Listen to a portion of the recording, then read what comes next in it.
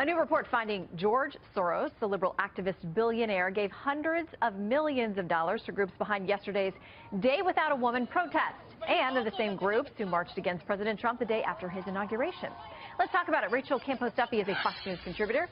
Marjorie Clifton is a former consultant to the Obama campaign and a principal of Clifton Consulting. Good to see you both.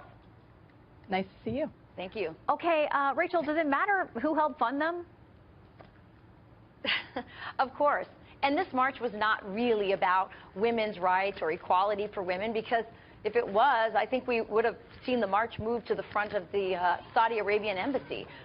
You have to ask yourself, why would a billionaire like George Soros fund all these organizations behind it? The reason is he's had a lifelong dream of one world government, of elites, redistributing wealth and setting up rules for the rest of us. And the biggest existential threat to the advancements he's made through his investment of President Obama and also his investment in the Hillary campaign, which he didn't get a lot out of, is Donald Trump. Donald Trump is the biggest threat to any of the advancements that the Obama made in advancing his idea of a one world government. Marjorie, so was this protest more anti-Trump or pro-women? Because you know there are conservative groups who say they haven't been allowed to participate, pro-life groups and other conservative women who say for them they don't feel like this is strictly about promoting women, it's more about tearing down the president. Your take?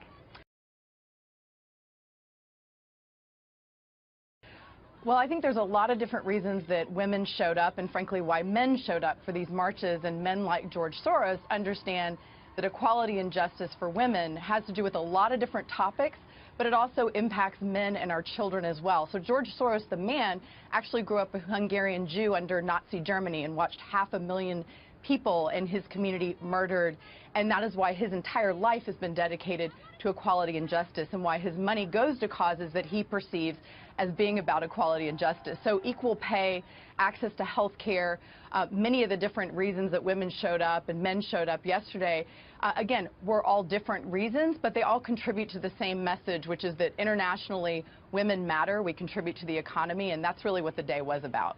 Well, Rachel, I mean, really, we're blessed in this country because around the world there are women who they can't contribute to the economy. They can't drive cars or vote or leave their house without a man. I mean, do you feel like we got enough of a spotlight on those real issues yesterday as well? Because this was International Women's Day. Absolutely, and I would quibble with her biography of George Soros.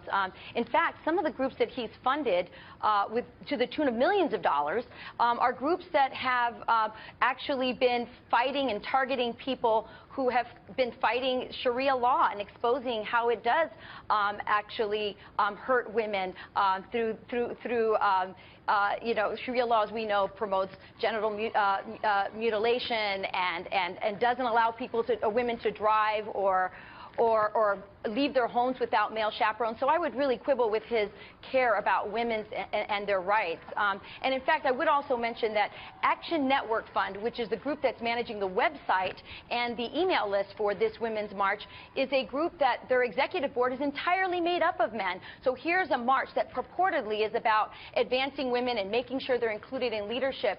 And many of the groups that they have, their funder is a male, George Soros, a very eccentric billionaire, and also many of these groups are entirely led by men. Okay, Marjorie. Right, and only 1% of CEOs in the country are women. So the economic fact is there are more men who have more access to money, and it is absolutely imperative that men are backing women as we make this push for equality in terms of pay and everything else. This is women's issues are men's issues as well. So I actually find it refreshing and promising that men are investing in women's rights. It's a wonderful and beautiful thing. Marjorie, do you think we would have had this march? Would we have had this march if Hillary Clinton had become president? Of course not. Because these issues have not gone away. Let Marjorie answer real quick. Marjorie. Yeah, sure. Absolutely. International Women's Day annually, you know, when Hillary Clinton was running and before, has always been an important day, again, about democracy and about women internationally. So I think women demonstrating and them feeling empowered is something that we hope will continue, and I think it's given voice to a lot of women that didn't have one before. Okay, absolutely. We're almost out of time. So Rachel, just yes or no, you think the march would have happened under President Hillary Clinton? It wouldn't have, and many of the participants would have been excluded from this, including many pro-life women's groups, pro-life feminist groups.